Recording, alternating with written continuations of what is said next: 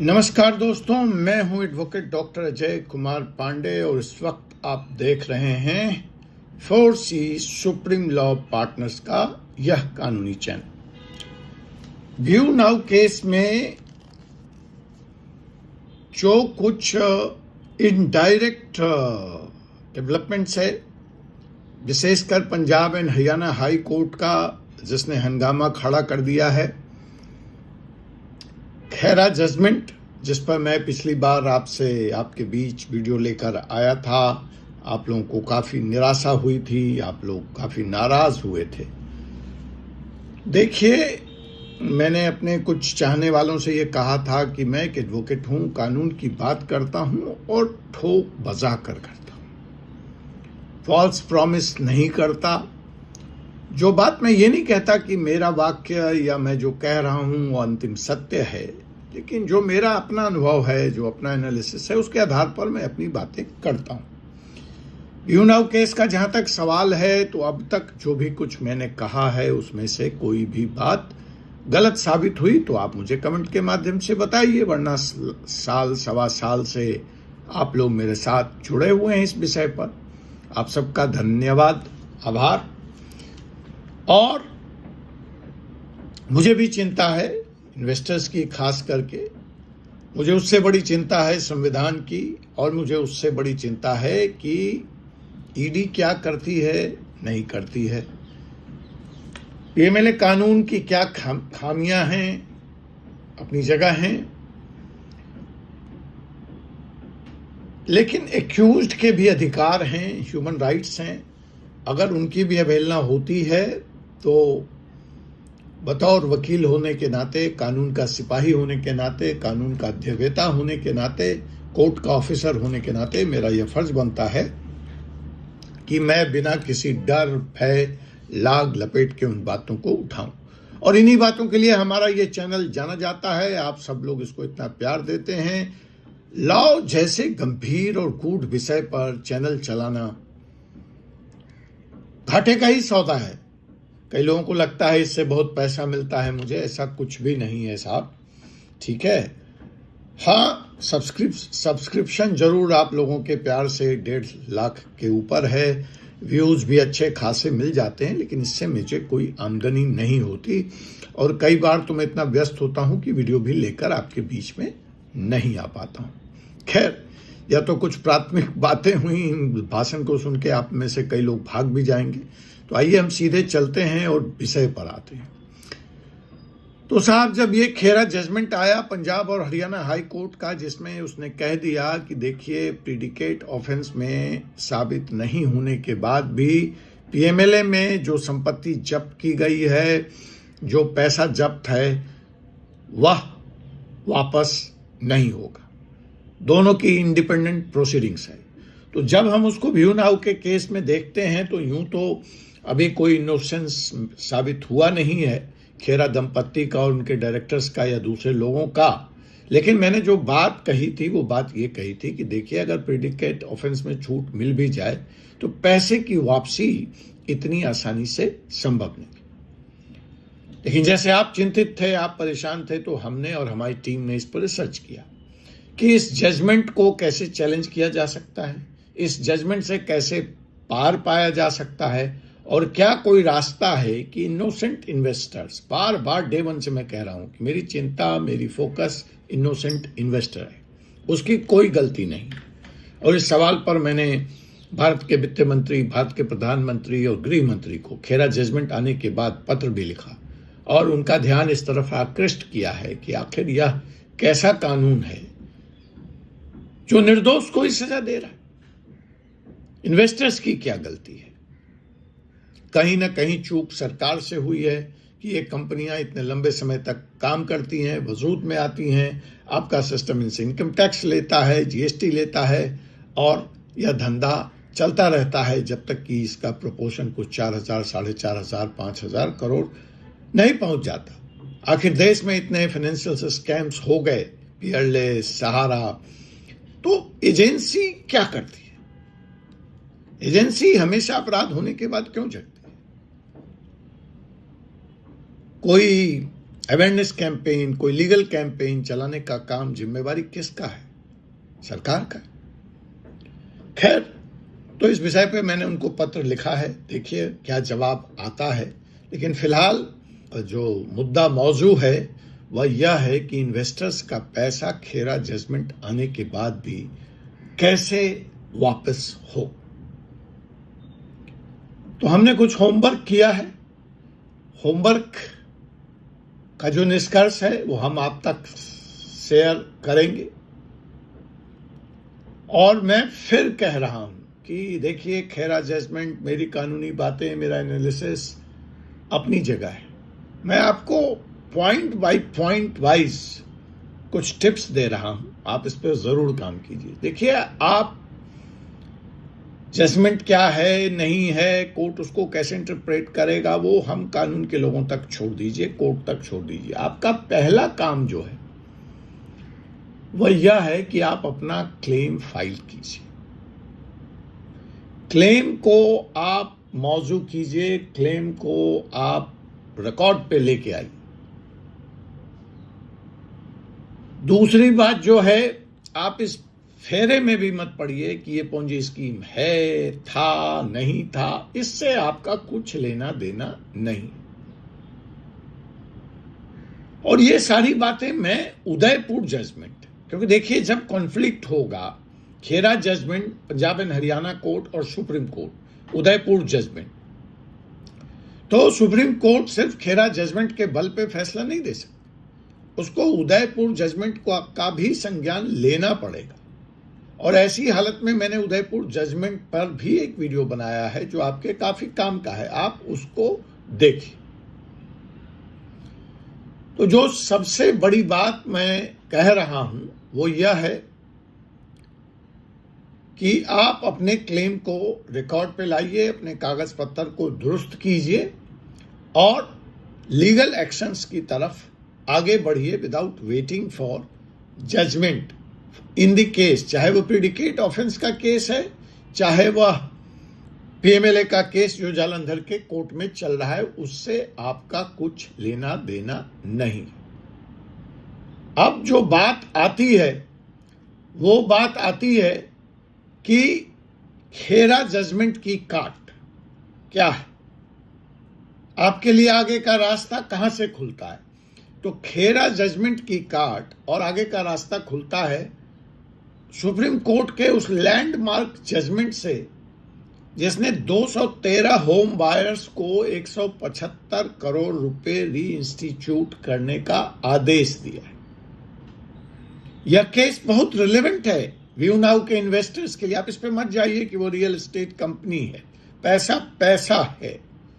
वो real estate के लिए लिया गया, या वह क्लाउड पार्टिकल्स के लिए लिया गया, या वह बिल डिस्काउंटिंग के लिए लिया गया, मतलब पैसे से है। और जो फ्रीज है, जो सीज है, वो पैसा है। दोनों केस में सिमिलरिटी क्या है व्यू नाउ और उदयपुर में? यहां पे इनोसेंट इन्वेस्टर्स के साथ धोखा हुआ, वहां पे इनोसेंट्स बायर्स के साथ धोखा हुआ है। ठीक है। दूसरा, दोनों के केस में पीएमएलए की प्रोसीडिंग्स चल रही है, चलाई गई थी, एसेट्स ईडी ने अटैच कर रखे हैं। तो देखिए, सारे कॉमन एलिमेंट्स हैं। री इंस्टीट्यूशन अंडर सीआरपी सेक्शन 105, तो हम इसी सीआरपीसी के री इंस्टीट्यूशन सेक्शन 105 में भी जाकर के री इंस्टीट्यूशन की मांग कर सकते हैं। सुप्रीम कोर्ट दूसरा क्या कहता है? सुप्रीम कोर्ट कहता है कि विक्टिम्स को, जो विक्टिम्स हैं, उनको इकोनॉमिक ऑफेंस में फर्स्ट प्रायोरिटी देनी पड़ेगी। पीएमएलए के अंदर अगर आपने प्रॉपर्टी अटैच भी की है तो उससे कंपनसेशन दीजिए आप विक्टिम्स को, और जो रीइंस्टीट्यूशंस का एप्लीकेशन है उसको प्राथमिकता मिलेगी। That has to be given priority. That has to be dealt on urgent basis. Victims का राइट ही सर्वोपरि है, पैरामाउंट है। लेकिन दूसरी शर्त है, चोट तो सही जगह लगे, चोट तो सही जगह किया जाए। तो साहब ये जो उदयपुर जजमेंट के कुछ आपको टिप्स दिए, मैंने सार दिए, समरी दी, ये सारा का सारा व्यू नाउ केस में अप्लाई करना होगा और अप्लाई करा करके स्पीडी जजमेंट की तरफ, स्पीडी डिसीजन की तरफ व्यू नाउ के इन्वेस्टर्स को बढ़ना होगा, बजाय कि बुली करने के, बजाय कि बीटिंग अराउंड बुश। आपको डायरेक्ट आंख से आंख डालकर कानून के साथ सही मुद्दे पर, सही टॉपिक पर खेलना होगा, तब कहीं जाकर के इन्वेस्टर्स के राहत की कोई उम्मीद बनती है। अब जो दूसरा स्टेप्स मैंने कहा कि सबसे पहले आप अपने जो आपका अमाउंट है उसको कोडिफाई कीजिए, उसको रिकॉर्ड पर लेकर के आइए। उसके बाद आप FIR कीजिए, आप जहां भी हैं, जो भी हैं, क्योंकि अब इंतजार की घड़ियां समाप्त हो चुकी।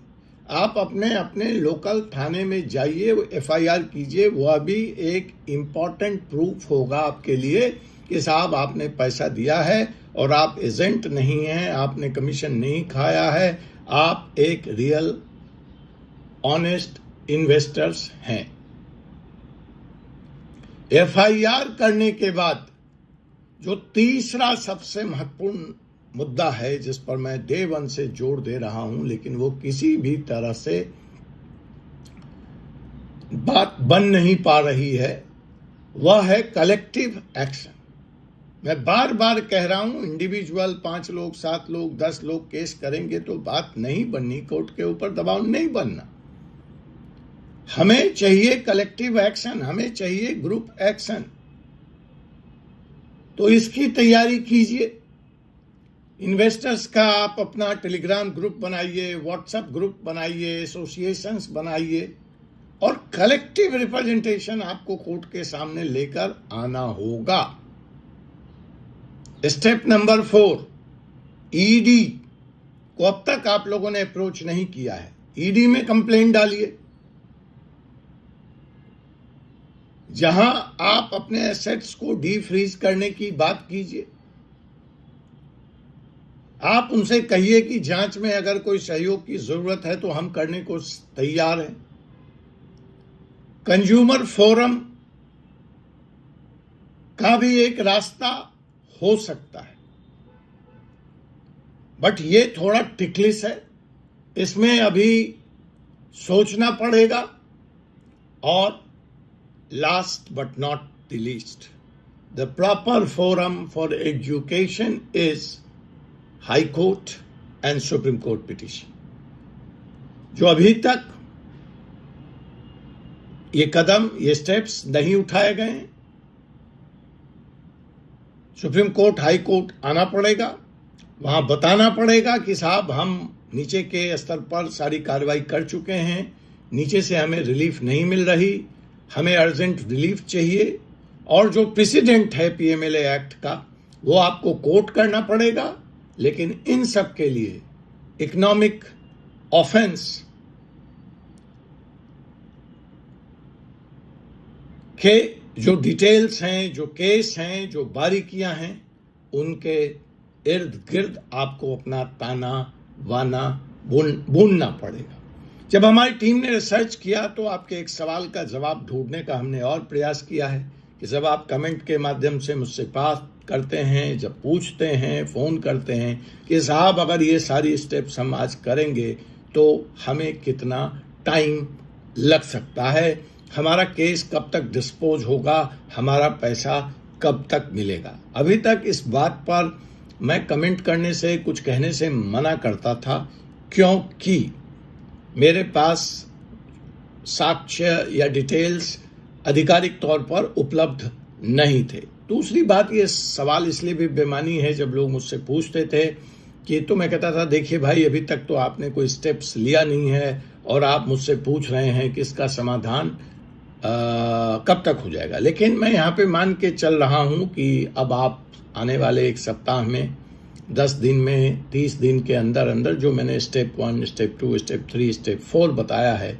वो आप पूरा कर लेंगे। तो अगर आप ऐसा पूरा कर लेते हैं तो जो एक रियलिस्टिक एक्सपेक्टेशन टाइमलाइन हो सकती है वह हो सकती है कि बेस्ट केस सिनेरियो ये है कि 20 से 30% पैसा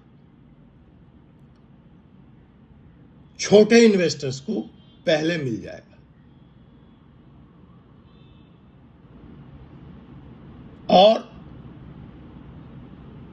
वो भी तब जब रीइंस्टीट्यूशन एप्लीकेशन फाइल सही तरीके से सही जगह होगी। लेकिन इसकी टाइमलाइन मेरे हिसाब से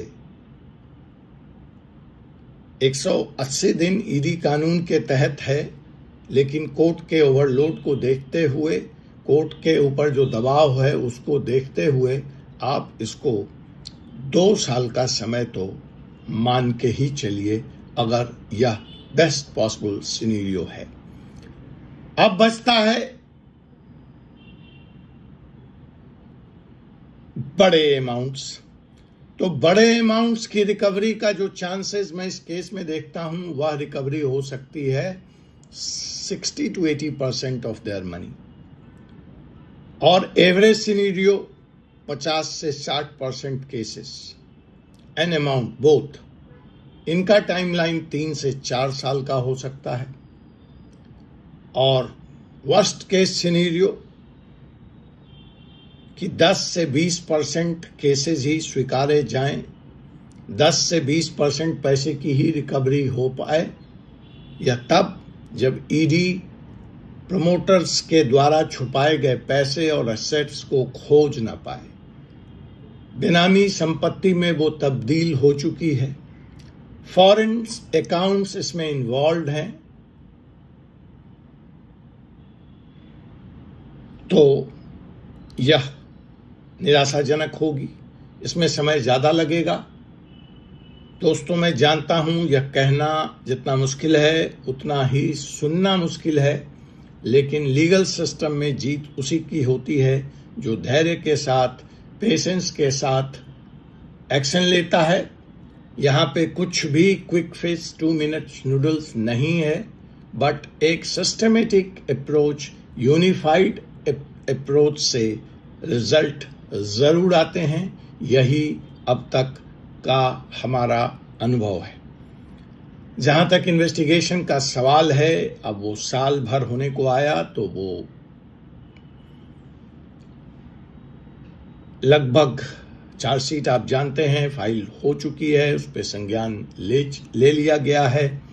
इन्वेस्टिगेशंस कंप्लीट है, अब ट्रायल चलेगा। इसमें 2 से 4 साल का वक्त लगेगा, लेकिन रीइंस्टीट्यूशंस का एप्लीकेशन का ट्रायल से कुछ भी लेना देना नहीं है। मैं डे 1 से कह रहा हूं, यह पैरेलल चलेगा और फाइनल रिकवरी फर्स्ट ट्रांस 2 साल एंड वर्स्ट या पूरी, जैसा मैंने आपको एक चार्ट बताया, 2 से 5 साल के बीच में आप रिकवरी की उम्मीद रख सकते हैं अगर आज आप स्टेप्स लेते हैं। और मैं समझता हूं कि इस घटना से आपने फ्यूचर के लिए सबक ले लिया होगा। आपके माध्यम से जो हमारा चैनल देखते हैं वो हजारों लाखों लोगों ने भी इस तरह के स्कीम से अपने को बचाने के लिए कोई ना कोई लेसन्स लिया होगा।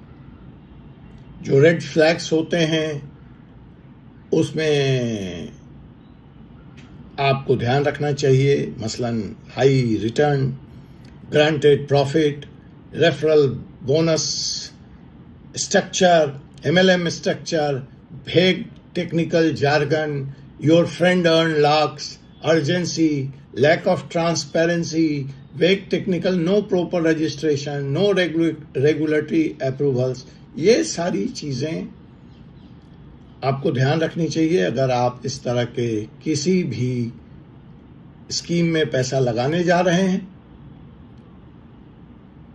जहां तक सवाल है रिकवरी का, आपको मैंने रास्ता बताया है। क्लास एक्शन सूट की तरफ आगे बढ़िए। आपको जरूर सफलता मिलेगी। मैं जानता हूं आप लोग बहुत परेशान हैं, आपका हार्ड अर्न मनी फंसा हुआ है, स्लीपलेस नाइट आप बिता रहे हैं, फैमिली में टेंशन है, लेकिन मैं doctor Jai Kumar Pandey, advocate, supreme court of India, विश्वास दिलाता हूं कि लीगल सिस्टम में ताकत है। जरूरत है उस ताकत को इन्वोक करने की, पेशेंस के साथ लड़ाई लड़ने की। उदयपुर की 213 फैमिली को 175 करोड़ मिल सकता है, तो आपको क्यों नहीं? बस याद रखिए, डॉक्यूमेंट, एविडेंस जिंदा रखिए, पेशेंट रखिए, परसिस्टेंट रहिए, कलेक्टिव एक्शन लीजिए। न्याय में देरी हो सकती है, अंधेर गर्दी नहीं हो सकती। Justice can be delayed but it can not be denied. अगर दोस्तों आपको ये वीडियो हेल्पफुल लगा हो तो लाइक कर दीजिए, शेयर करिए और व्यू नाउ के पूरे देश में फैले इन्वेस्टर्स तक पहुंचाइए। आपके क्वेश्चंस, आपके डाउट्स कमेंट्स में शेयर करिए, मैं पर्सनली उनका जवाब देने का प्रयास करूंगा। मिलते हैं अगले वीडियो में और अपडेट के साथ। जय हिंद, जय न्याय, जय संविधान, जय हिंदुस्तान।